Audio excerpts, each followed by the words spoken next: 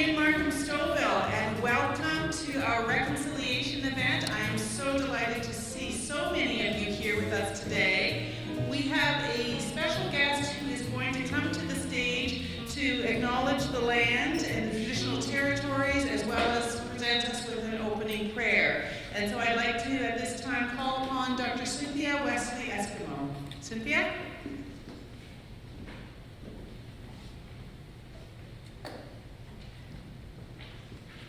It's great to see such a wonderful turnout. All right, a little shorter than the minister.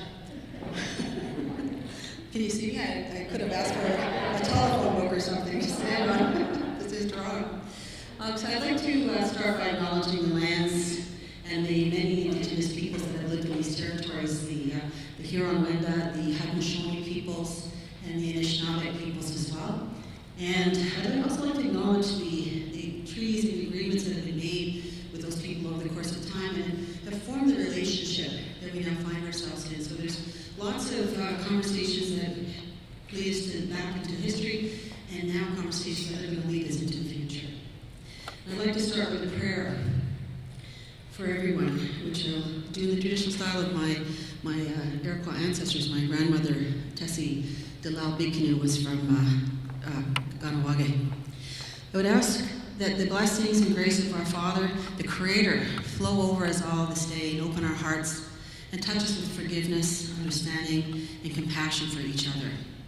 I ask that the softest deer hide be symbolically brought forward to us to wipe away from our eyes any tears of pain, anger, sorrow, or shame that might cloud our vision, so that we may see each other with clarity, insight, and grace.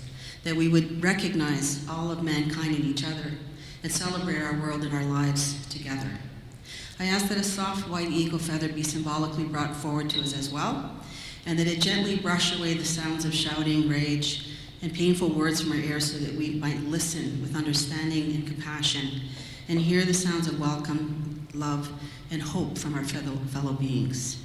I ask that the purest, coolest water be symbolically brought forward to us through this prayer to wash our mouths and our throats clean of any words of hurtfulness and judgment, so that we may speak to each other instead with words of acceptance and support for our differences and share expressions of joy for our similarities. And finally, I ask that our Creator bring forward a beautiful light to shine brightly in our hearts, that they may be open and send forth into the world a love of humanity and of everything natural in our environment, and that our hearts may be filled with a graciousness that only our compassion for each other as human and spiritual beings can bring into our own lives and into our world. Miigwech.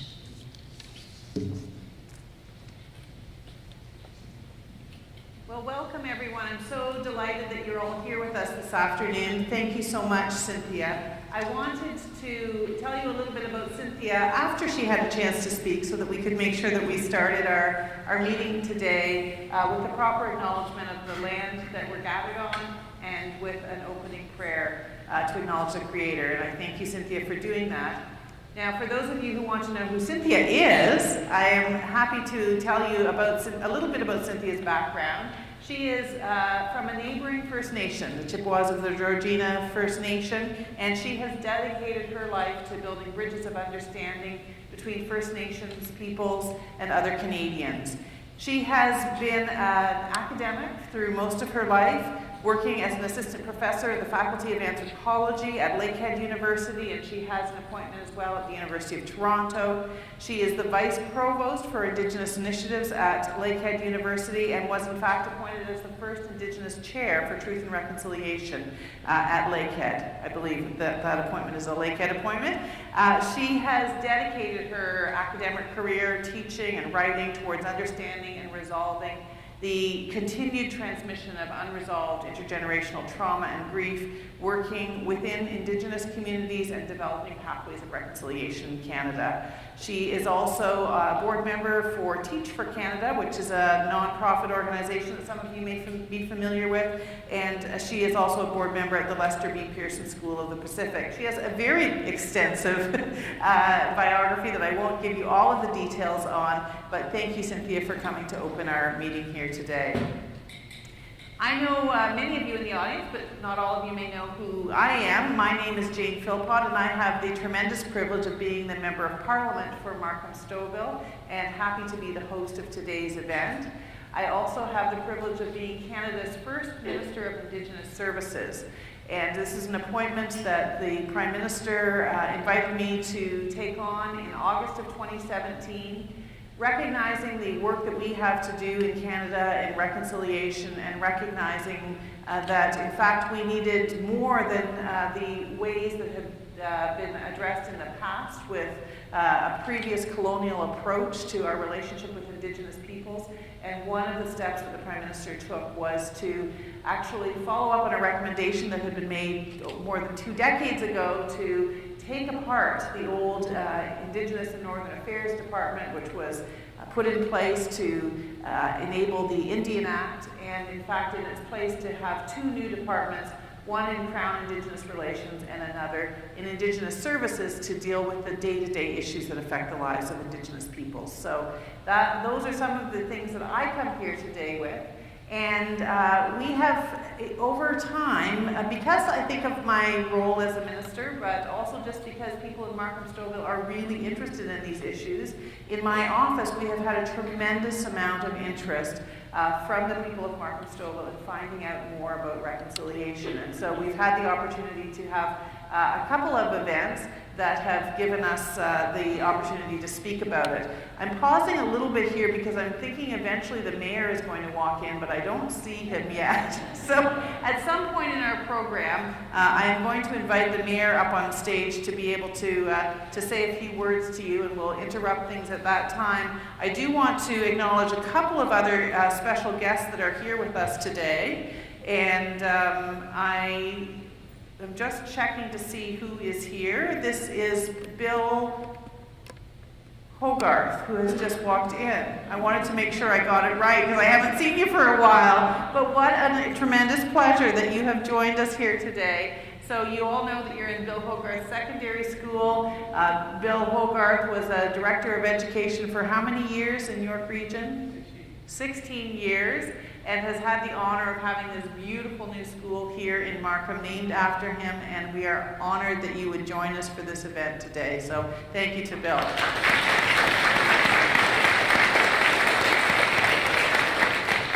I haven't seen Bill Carruthers. Is he here? Oh, there he is back there. So we are really incredibly blessed today that we also have another the person after whom another high school in Stouffville is named, Bill Carruthers. Some of you may know Bill because a high school is named after him. Some of you may know him because he is an Olympian, competed for Canada in the 1964 Olympics, I believe, has held numerous Canadian records and world records for his athletic accomplishments, and we're delighted that you're with us as well today. Thank you.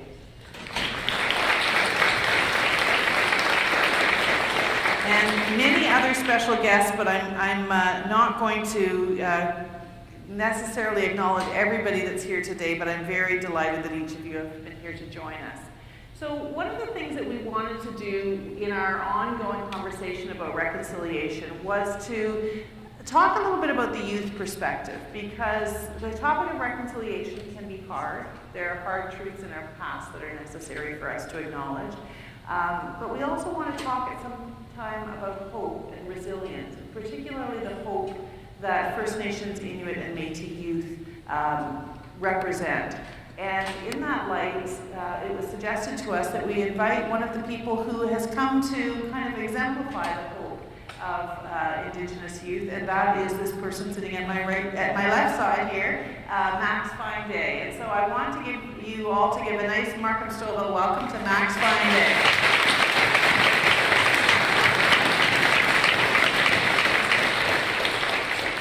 You're going to hear a little bit more about Max as we go along. I'm so delighted to see York Regional Police so well represented here today. Isn't that fantastic?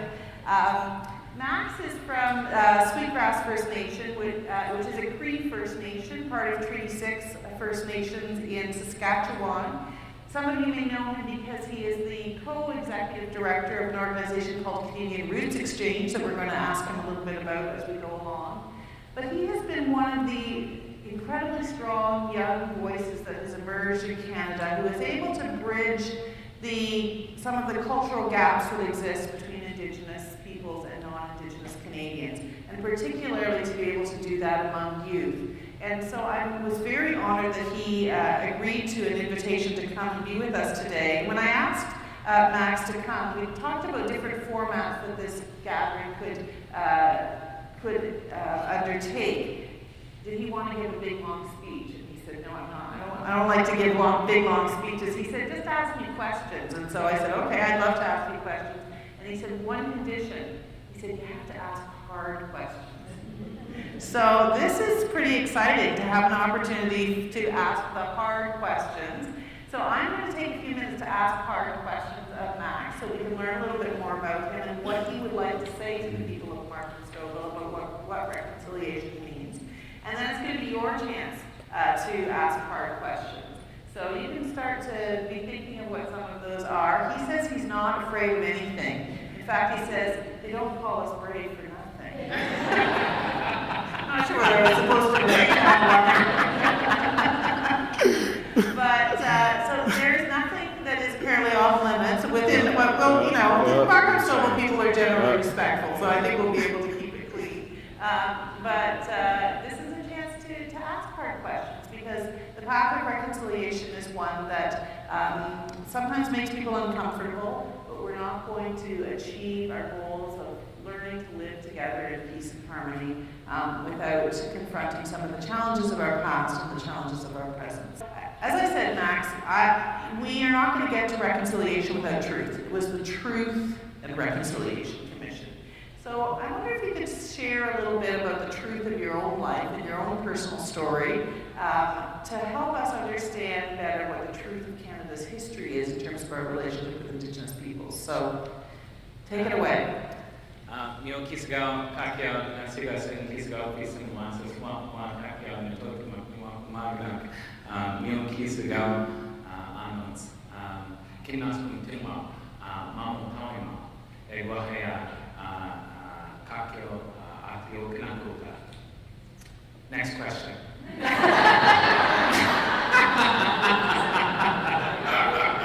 Everybody understood that? Yeah, everybody got that, right? I don't repeat myself here. You know, friends and relatives, what I said in my languages, my aunties have so often, my family has so often taught me to do is start in my language. To thank our kind and loving Creator for giving us this beautiful day, to talk about these important things, to acknowledge our ancestors who walked beside us on these paths that we're on, to acknowledge how beautiful these lands are, and of course, most importantly, to ask if these cops are here for me. You know, these are the questions, you know, and the acknowledgements. That I'm just kidding. But are you here? I'm just kidding. So that's, you know, I wanted to start in that good way and say, holy smokes, this is such a beautiful room.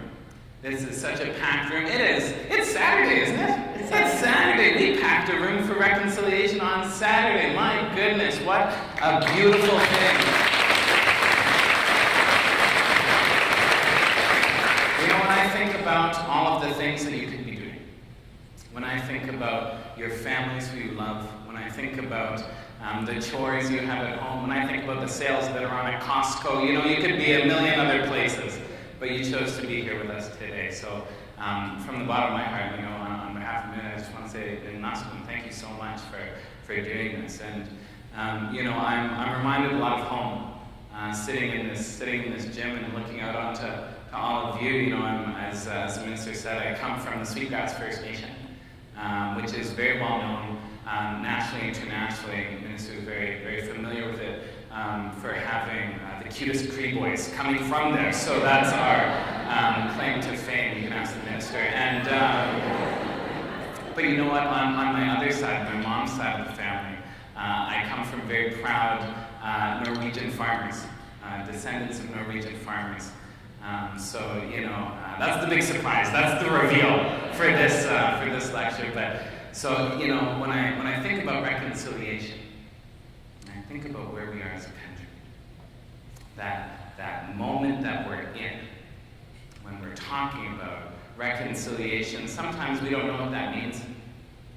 When we're talking about, as the minister so rightly said, that a relationship was marked by colonialism and colonization, sometimes we don't know what that means. You know, I think about my birthday parties, you know, as a kid,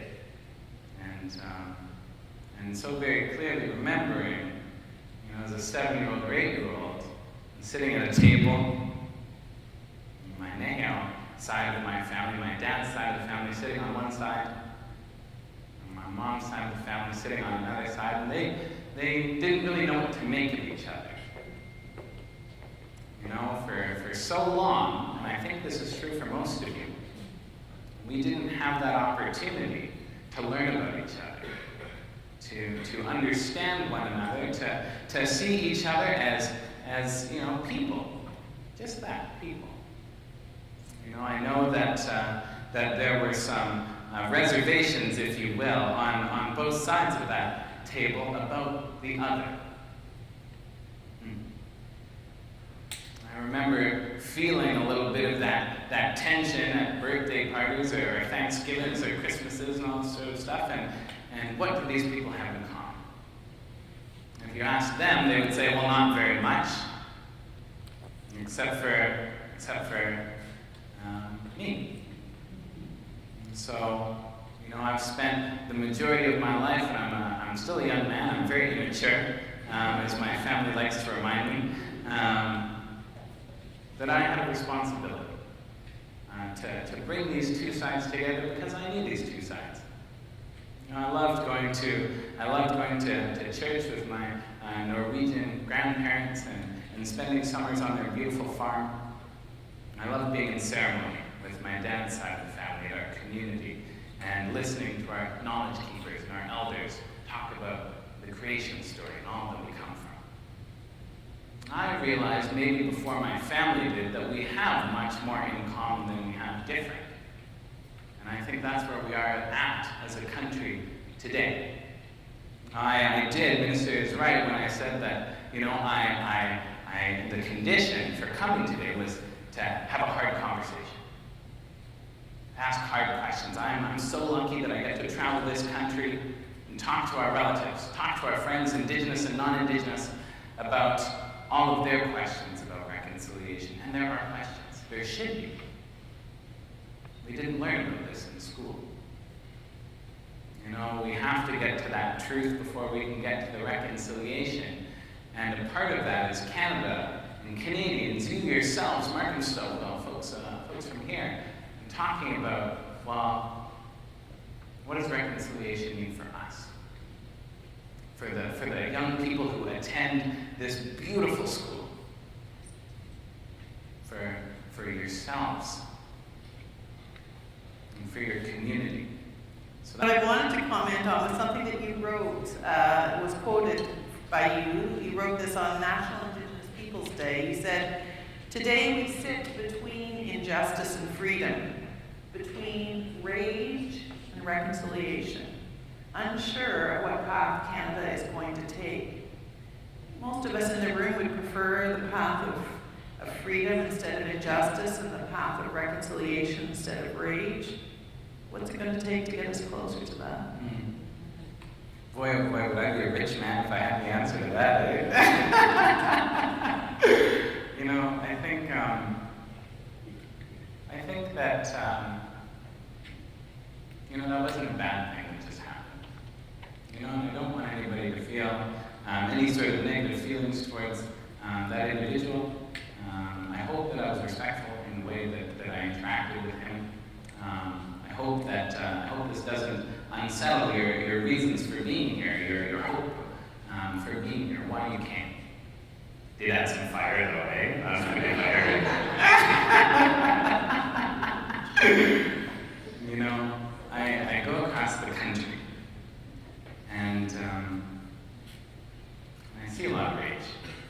I see a lot of rage, just like that. I see worse rage. We've heard the statistics before, right? There's so many Indigenous people incarcerated. There's so many Indigenous children in foster care. There's so many Indigenous people who are hurt. hurting. For a long time, we haven't acknowledged that hurt and hurting. Nobody likes to be hurt and hurting. I remember growing up and listening to who else but our boy Peter Mansbridge on the National, right? What would he say? Don't protest poverty and pain. Canada's First Nations. Every time, it was always like, there's never any happy stories about reserves or all sorts. It's just, protest poverty and pain every time. And that is compounded. Generation after generation. I'm so lucky to have been raised by my dad, a residential school survivor, who was so disrupted by residential school for a lot of his life. I was so lucky to have been raised by him after he had dealt with that disruption, that internal hardship that he had faced by undergoing the worst of what you've heard about residential schools, and have come out the other side. Unfortunately, that wasn't the case for a lot of Indigenous people, for a lot of Indigenous kids, for even some of my cousins. I don't share this often, but next week I'm going to be visiting my cousin who's serving 11 years for a crime that he did, pled guilty to. The young man who I played in the sandbox with at my grandmother's house on the Sweetgrass. This was a young man who was raised alongside me. When I think about Justin, and I think about the choices that he made, it could have very easily been me. It could have so easily been reversed. And I could have been. It wasn't so long ago that statistically speaking, First Nations teenager, a male First Nations teenager, was more likely to go to jail than to finish high school. How do we call ourselves a just country? We have this path of rage that so many young people are feeling. They're mad at Canada. They're mad at Canadians, rightfully so, I think. How do we get to reconciliation? I think it's events like these. It is more than coming, but it is more than coming and listening to me argue with some guy in the back for a little while and then go home and not do anything more. I think one beautiful thing coming out of this would be to reflect on how you can involve yourself in reconciliation, whether that's in your work, finding Indigenous students to mentor and to hire, to recruit, donating to an Indigenous charity or a scholarship fund for Indigenous young people, supporting your local friendship center, or volunteering at community events. This work is going to take absolutely all of us. I don't want to grow up in a generation of rage. I don't want to have to protect my kids from the rage that would remain. Wouldn't it be so great if we were the last generation to have to talk about disparity? Could move on to ideas of generation, of the possible. That's my big soul for Canada. I think that's the path to reconciliation. Thank you very much for that hopeful answer. While you were talking, his worship mayor of Markham walked in, and he's saying from the back, I don't need to talk, but I did want, you want to listen, okay? But I want to acknowledge the newly re-elected mayor of Markham, Frank Scarpitti, who is here today. Thank you very much.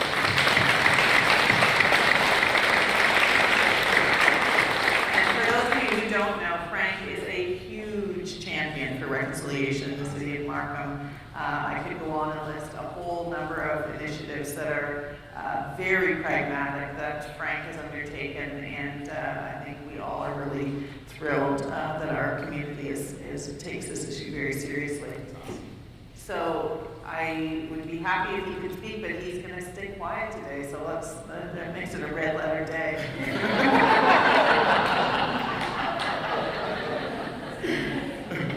I say with all the greatest of respect for the Americans. Our guest that was, or the gentleman who spoke earlier, talked about treaties.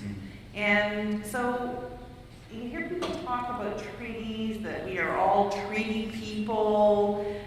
What's the importance of treaties, and what do treaties mean for the people of 2018? Can you explain that to us? Yeah, for sure. So, where I come from, Treaty Number 6, we talk about Treaty 6 a lot. And treaty is the foundation of everything that we do right across this country, because it was the original agreement. When white people first got here, they weren't looking too well. Your ancestors, God love them, weren't looking too well. That trip across the sea, oh boy, it made me a little bit sick. And indigenous people, they greeted your ancestors and said, there's enough here for everybody. Welcome. We're going to teach you how to live on this land. We're going to teach you what you can do to heal your illnesses through the plants and medicines that are here. And we're going to live together. Because you seem okay, And from there, when my auntie talks about treaty, she talks about it like it's a marriage, And she often says that Canada was a really good boyfriend. When things first started off, people were behaving themselves. When you start dating somebody and it's all very impressive. It's like flowers and chocolates and all this sort of stuff, And then, they lived together for years and years and years. And then your ancestors said, wow, it's kind of nice here. You kind of want to stay a little while, and they sort of proposed to Indigenous people through a treaty. And so Indigenous people said, okay, why not? You seem nice enough. Just don't break up the place, right? And in the treaty, it's sort of like marriage vows. And I've never been married, but my auntie's been married a few times. She's sort of an expert at weddings, Don't tell her I said that. Please don't tell her I said that. And what did we talk about in those treaties? We talked about health. We talked about education. The cunning of the white man. I love that line from the treaties. We will teach you the cunning of the white man. That was in the treaties. We talked about hunting and fishing rights. And we talked about sharing the land. And you talk to a lot of our elders, they'll say, we never gave up the land. We talked about sharing it. So we made that treaty. We said, I do, if you will. And that was the first beginnings of our relationship. Like any relationship, you hear sometimes after a little while the spark might go out. Ask my auntie, what happens? They're not giving chocolates or flowers anymore.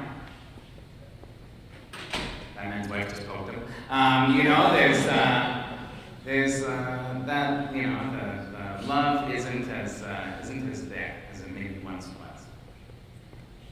And Canada went beyond that. Canada started being a bad husband, an abusive husband, a husband who didn't remember what they loved about Indigenous people in the first place. You read those treaties, and they say that these treaties will last for as long as the sun shines, for as long as the grass grows, and for as long as the rivers flow. Oh, that's so beautiful. Oh, it's beautiful. I actually had a guy come up to me one time in Edmonton, and I was speaking at a labor conference. I love our friends in labor. And he said to me, and he's a big guy. He's a really big guy. Holy smokes, he's a big guy. And he came up to me and said, you people are so poetic with that long as the sun shines stuff, and all this sort of stuff. And he was like, but I have a question for you. And I was like, I was trying to back away slowly. This guy's big, this guy's big. And he said, who said that? Which chief said that? And I had the opportunity to tell him that it actually wasn't a chief. It was the Queen's Commissioner, Alexander Morris, who had said that. The man responsible for going across the country and making treaties with First Peoples. So when we talk about what does treaty mean in 2018 today, it's like any other contract. It's like marriage vows. It's like a promise to one another that we're going to look out for each other. We're going to care for each other. We're going to do the best that we can together for each other and promote peace, provide education, healthcare, housing, hunting and fishing and trapping rights, all these things, to have a good relationship. We haven't done that for a lot of years, but I think with the help of the minister, we're going to be able to get back to that and respect that marriage and have a good marriage again. It's a beautiful analogy. Thank you for sharing that with us. I don't think I've asked you hard enough questions yet. I don't think so either. Let's start to get into a little bit harder ones. Let's do it. So, a lot of the work around reconciliation comes from the Truth and Reconciliation Commission, which was commissioned specifically to look at what is arguably the most racist policy our country's ever had, that of residential schools. But the hard question is the fact that, as you say, many of us didn't learn about residential schools while we were growing up and they were happening in our times of our childhood. And what we did know about them, we didn't think was bad at the time. And in fact, there are still people today that say, well, what was so bad about residential schools? Isn't education a good thing? So what do you say to the people that say, what was so bad about that policy? Was everybody ill-intentioned? And how many times do we need to say we're sorry that we made a mistake? So these are questions that I hear, and they're tough questions. How do you answer those? Oh, those aren't hard questions. You know, those are the easy ones. That's the easy stuff. I say to them, where have you been? Where have you been the last 10 years, right? You know, the Truth and Reconciliation Commission started 10 years ago. Now I'm going to ask a question. I'm going to ask you to be honest. That's a teaching. Honesty. Who here has read the TRC or the calls to action? Hands up high. High. That's great. That's huge. You know, for those ones who haven't, I invite you to. And that's nothing to be ashamed of, you know, not having read them yet. That's okay. It's never too late to start. There's 94 calls to action there. You know, I'd encourage you to read the summary report if you can, but if you don't feel like you have the time, read the calls to action. Let them inspire you in how you do your work and live your life. You know, I still come across the folks who ask me why residential school is so bad, or, oh, you know what I love? The get over it one, right? Oh, why can't you guys just get over it? Just get over it now, you know? You have some people say, well, you know, I went to, what's that, Upper Canada College or something like that, and that was a boarding school too, you know, and that's the same thing, you and me, you know? My goodness, holy smokes, eh? You know, I really believe, and this is where I sometimes get called foolish. I really believe that Canadians are good people. I believe that we are the country, we want to be the country that we think we are. We want to be just. We want to be good. We want to be great defenders of human rights that we think we are, that we're often talked about as being on the international stage. I think we want to be there.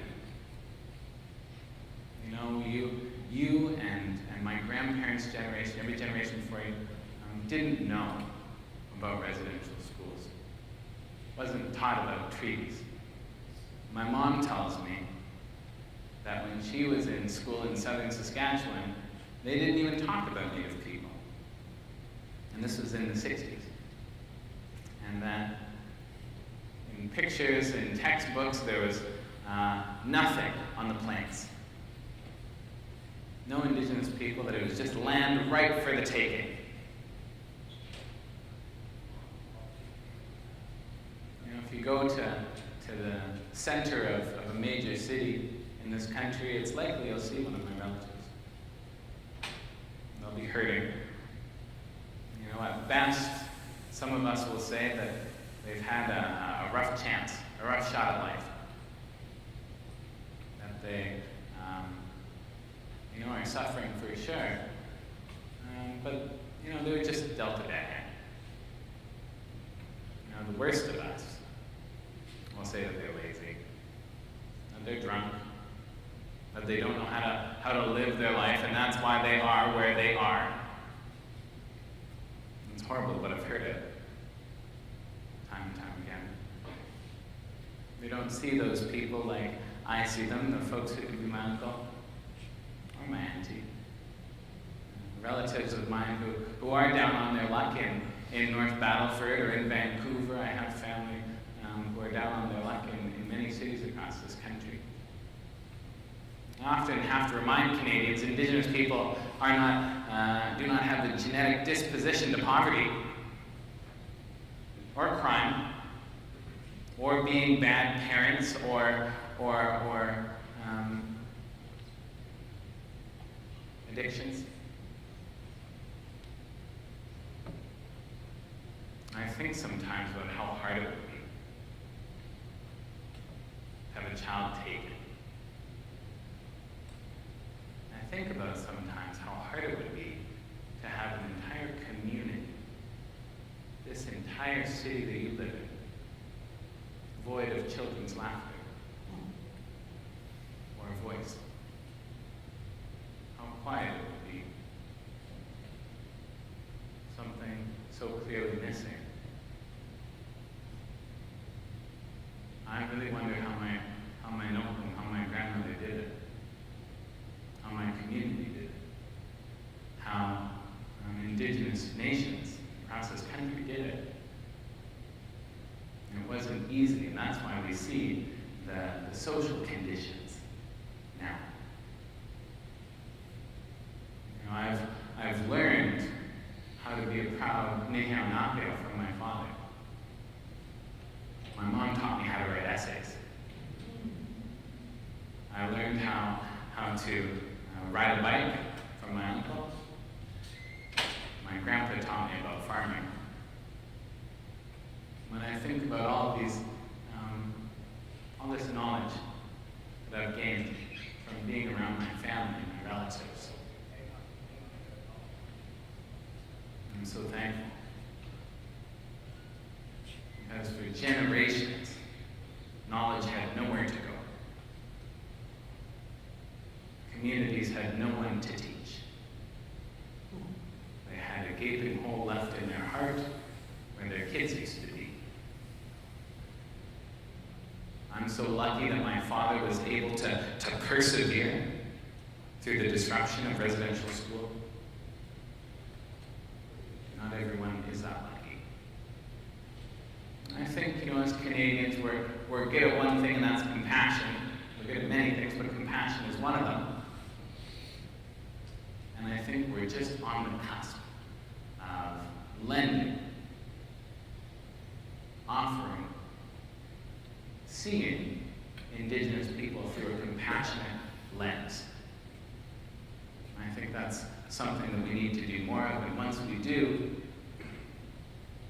we'll be able to have a constructive conversation about not only intergenerational trauma, but how we heal from it as a country.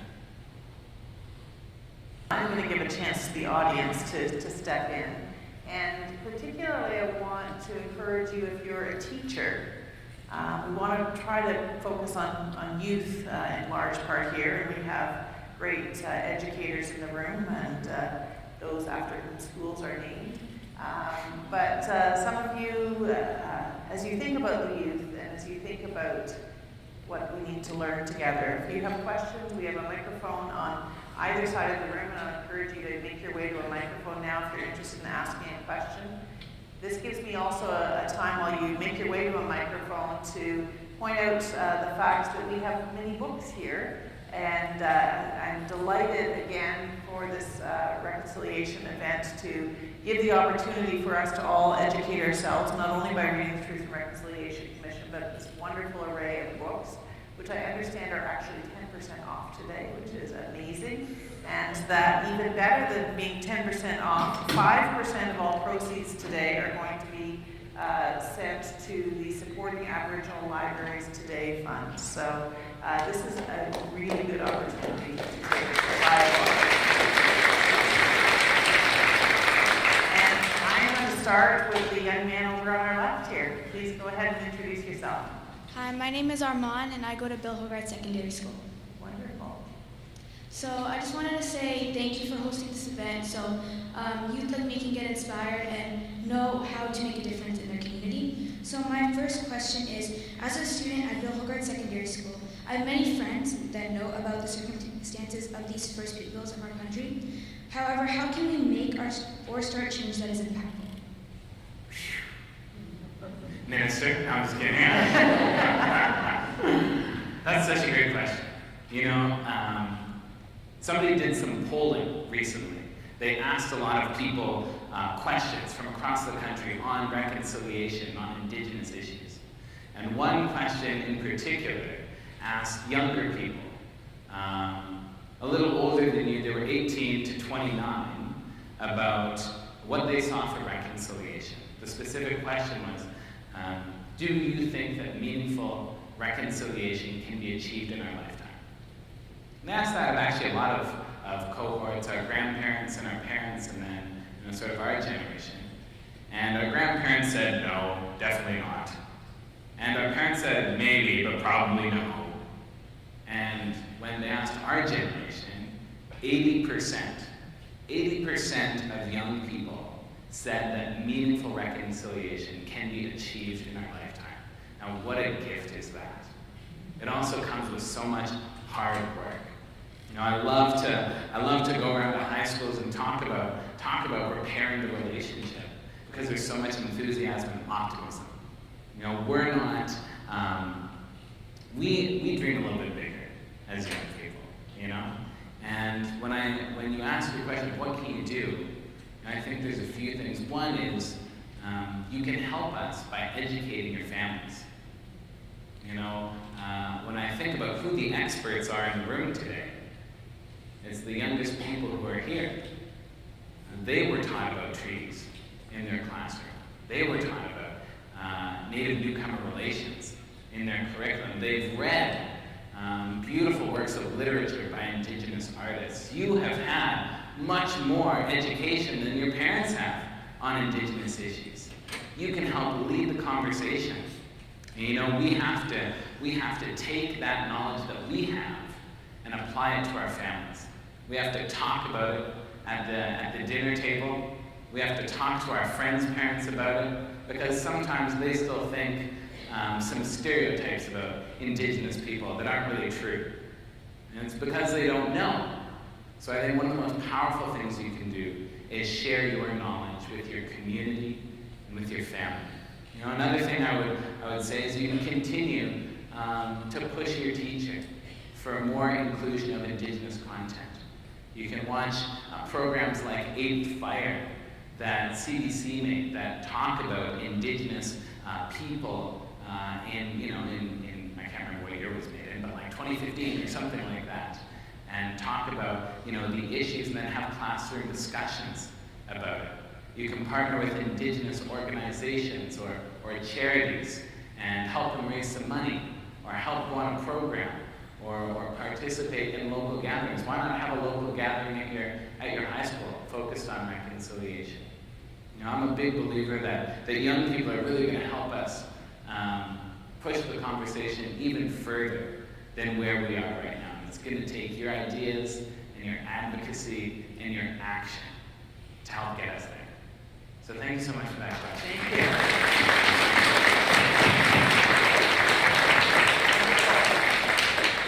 Another question on the other side. Hi, my name is Elaine, and I was just wondering if Indigenous youth see themselves as Canadians as well, or is successful result of reconciliation that they will be Indigenous and Canadian? That's a great question. You know, it's always going to depend. It's always going to depend. Indigenous young people are so diverse in their thought and in their experience. And what I try to do at Canadian Roots Exchange, we bring together young people, Indigenous and non-Indigenous, from across the country to talk about what is the best way to advance reconciliation. We work with kids as young as grade 8, you know, all the way up to 29.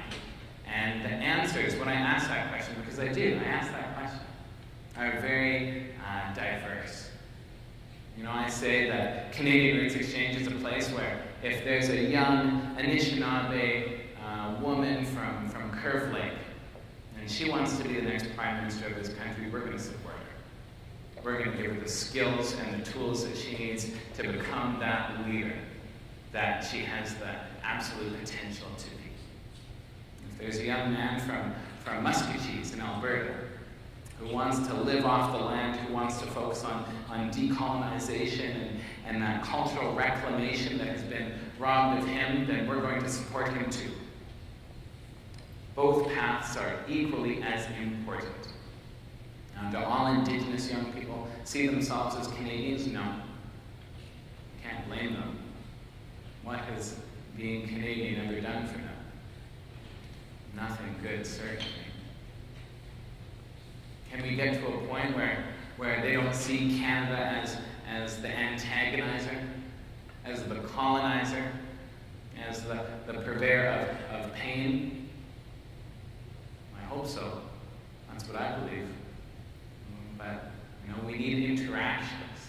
We need education for Indigenous youth too, about all the opportunity that they have as well, and how they can bring healing to their communities too. Fantastic question, and great that you've had an opportunity as well to tell a little bit about Canadian Roots Exchange, for which you are the co-executive director, and something that maybe others will want to find out a little bit more about as we go along.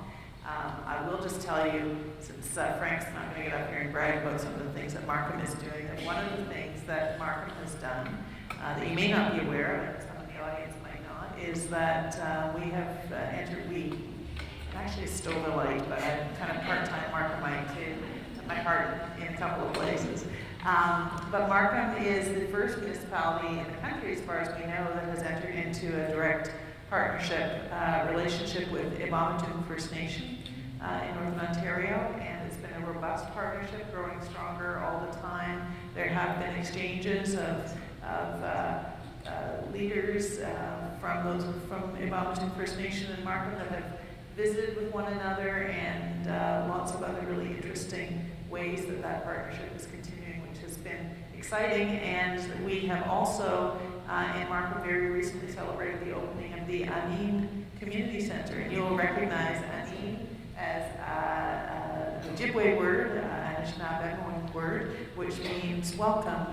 It also means, as I dug into the word a little bit more, the actual roots of the word Anin, welcome, is I see your light. A wonderful way to greet another person, to say, I see your light is shining. So there is a beautiful new community center just down the road from us now that is called Honey, which is really lovely. I see another question here, and I encourage you to introduce yourself. Hi, good afternoon, everyone. Thank you, Dr. Philpott. Thank you, Mr. FineDay, for this great event you've organized. I'm David, and I'm also a Stouffvilleite. I'm a teacher at Dr. Norman Bethune Collegiate in Scarborough.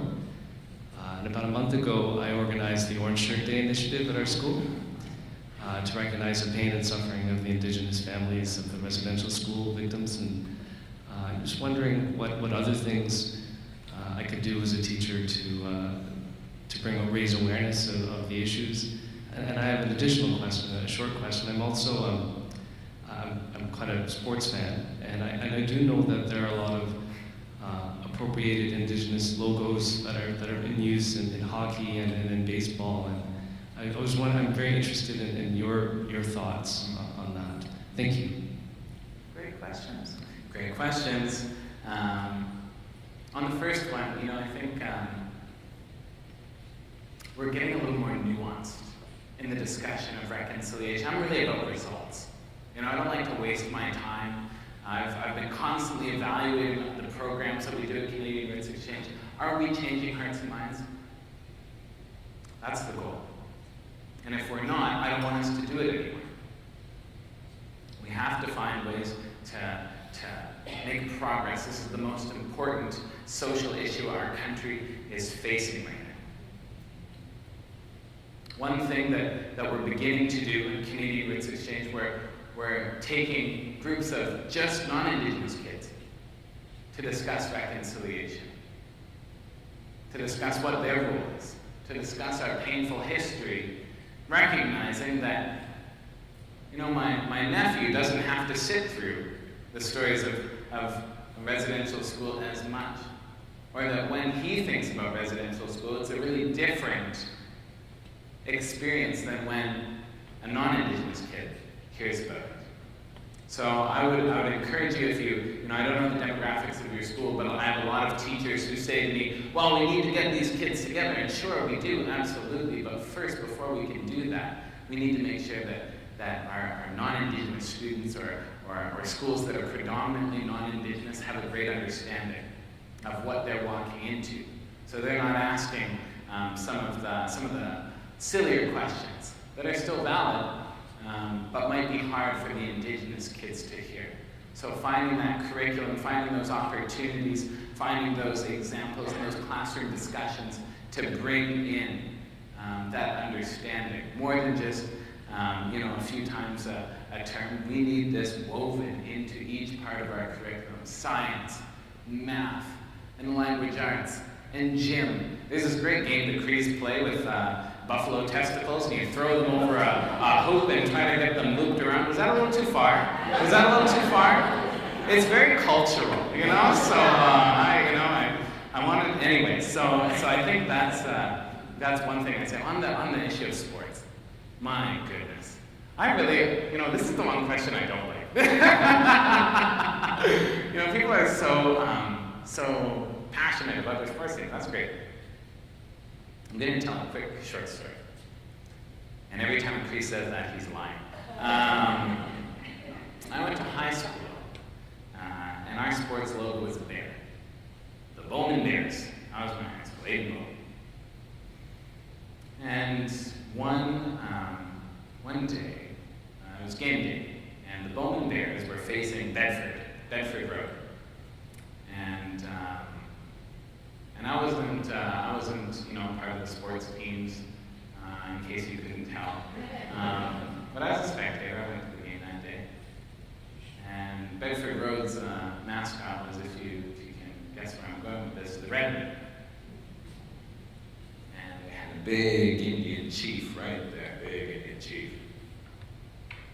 And I went in to go and get a glass of water before the game began, and I heard the Redmen. And they were getting pumped up for their game. And I was like, okay. And then, you know, in the other locker room, I heard my classmates. I heard people going to say, let's go out there and kill those fucking Indians. Let's go out there and get those fucking Indians. And that's one of those moments that stays with you forever.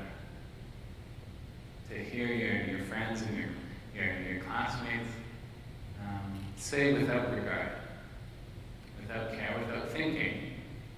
And I'm sure they just weren't thinking about how me at 14 would hear those words. You know, we have sports teams today like the Edmonton Eskimos.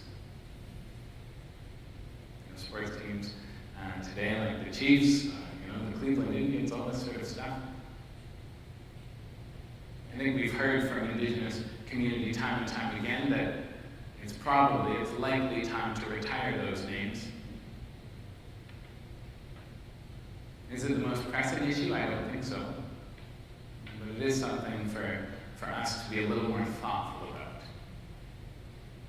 To think about who is hearing us when we talk passionately about sports. Thank you very much. And thank you for raising that really important question. It's one that I do hear remarkably often from First Nations, Inuit, and Métis. I would say most strongly from Nathan Obed, who is the president of Canada's Inuit, the Inuit Superior Kanatami, who is incredibly grieved by the continuation of the Edmonton Eskimos using a term that Inuit find to be derogatory, and they continue to wonder why it can't be changed. So I think it's something that is an issue that we should be very aware of and find our way through, as you say, taking it on. There's one question there at the microphone. I wanted to just, I have 2 questions coming. Okay, we'll take those 2, and then I'm going to take a wrap-up question, and because we want to keep to our time. But let's start right this side. Hi, my name is Allison, and I live actually just in this neighborhood here in Markham. I really appreciated the way, Max, that you explained a little bit about the marriage analogy and the trees, but I'm wondering if you could talk a little bit more about the land, because I think a lot of people, when they think of a tree, they think, well, the land was signed over to the settlers, and there may very well have been different understandings on both sides, the parties to the treaty at the times they were signed, but I feel like this is part of the struggles that we still have to work out. So I'm just wondering if I've got that right, and if there's more to it, if you could give your insights. Awesome. Thank you. Don't the people of Markham-Stouffville have good questions? Just the best questions. My goodness, making me sweat up here. Can we take this question as well, and then we'll do them both? Okay, so I have 2 questions. My name is Jenny, and I want to first thank you both, as well as Markham, for having this event. I've lived in Markham my whole life, and I remember 10 years ago, I really wanted to see an event like this, whether it's on reconciliation or even just the talk of Indigenous peoples and Indigenous history. So thank you very much. My first question is, doing my research on you, I know that you guys have a newcomer and Indigenous exchange, dialogue, and program. And where I'm from, the population is newcomer, racialized, new immigrants. And I think the discussion on reconciliation is a bit different, and whether we want to now teach our parents and our older heads, how does that look, the discussion, what's our relationship with land, as well as what's our relationship with reconciliation? And so I have one more question. I know that with the programs that are happening in different regions, reconciliation with regions differ. So whether the exchange program is at Chippewas and Georgina Islands, 6 Nations, Manitoulin Island, I think with nations, cultures, it looks a bit different. So what's the process that you guys do to make it different and to ensure that community members are stakeholders of the project? Cool, thank you.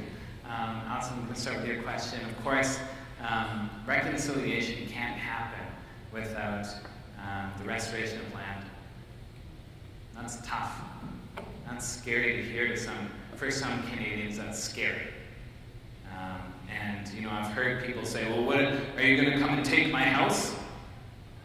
And I ask them how nice of a house it is, of course.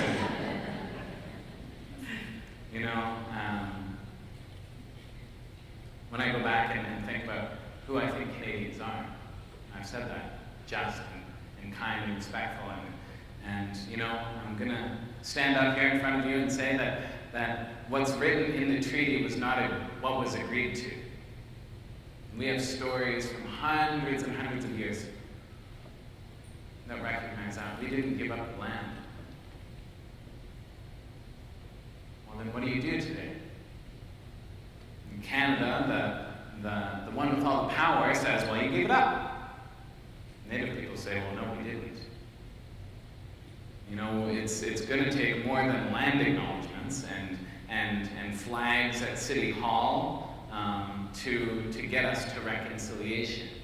I've often heard the survivors of residential schools say, if you are comfortable, you're not doing reconciliation right. And it's hard because Canadian, we're very polite people. We don't like to fight that much. We like to be comfortable. We have to deal with the question of land. Are we coming for your house? No, we aren't. Are we looking to kick you back to wherever your ancestors came from and send them AT halfway? No, we aren't. You know? That's not what we're doing. No, but I think just last week, Vancouver returned some land that was in the municipality's jurisdiction to the First Nations communities. That's serious stuff. That's the work of reconciliation. We can't pretend like First Nations were not legislated out of the economy. We were. For generations. We can't pretend like giving First Nations the scrap, the left behind, is good enough to build an economic base from. You know, I would love to see a thriving Indigenous middle class. Unfortunately, you know, we're going to have to be uncomfortable to get there. Just as land was handed out to your ancestors when they came, to many of your ancestors when they came, land needs to be handed back to First Nations, to other Indigenous communities, to get us on that equal footing and be able to thrive again. And I think that's what we should all want. In terms of newcomers, relationship to reconciliation, absolutely, it looks so different. And you know, your families weren't here at the wedding. They weren't yet on the way.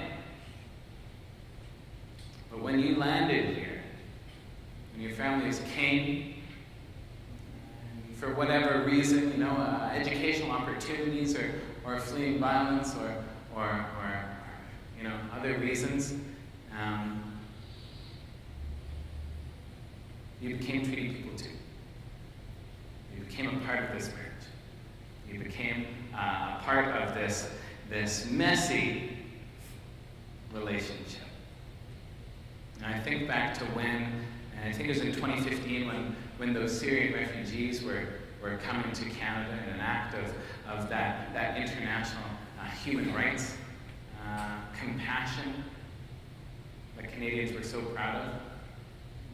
And what did you see in Calgary, or in Saskatoon, or places in Ontario, but First Nations welcoming them with song and ceremony to these lands, welcoming them from the pain and the heartache that they were fleeing, welcoming them to these territories that are so beautiful. I hear our residential school survivors say so often, there is enough here for all of us. The Creator has blessed us with beautiful, beautiful land. I think too often we might spend not enough time talking about those who came after the marriage. At Canadian Roots Exchange, we've done programming specifically with newcomer communities to reflect on what that unique relationship is. How do we get newcomers to understand that Indigenous people are not just poor people with needs, but Indigenous people with rights, and a special relationship to this land? You know, I've really enjoyed working with some of the Muslim communities in Saskatchewan, Alberta, and Ontario that I've worked with.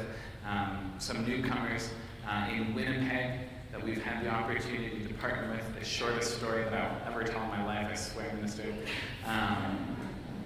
is that this first generation young man who came here from Sri Lanka said that when he first arrived here, Canadians were telling his family not to be friends with the Indians. That you shouldn't hang out with the Indians, or we will not be friends with you. This was weeks after they got to Canada. And what did that young man do and his family? While they went down to the Friendship Center, they learned how how to round dance within the first month of being here. They participated in the ceremony and brought samosas. I don't know if you've had traditional native food. It's not that spicy. Some of the samosas, they were a little too spicy for our people. It was sort of like that. It was a good will of gesture, good gesture. There's so many connections for our communities to make between Indigenous people and newcomers. We're so similar in our beliefs and our ceremonies and our value and reverence for our elders. I've seen it in our programs. And I've worked to build partnerships across the country. And I think for all of Canadians, and maybe this is Holland, is that for Indigenous, for non-Indigenous, for newcomers, for each and every one of you, Indigenous people have had their hand stretched out in partnership for 150 years and even longer that we've been a country. It's incumbent upon all of us, having heard this now today, to reach back out and grasp it. So the time guy is giving me the hook here, and so I want to say and thank you so much for listening.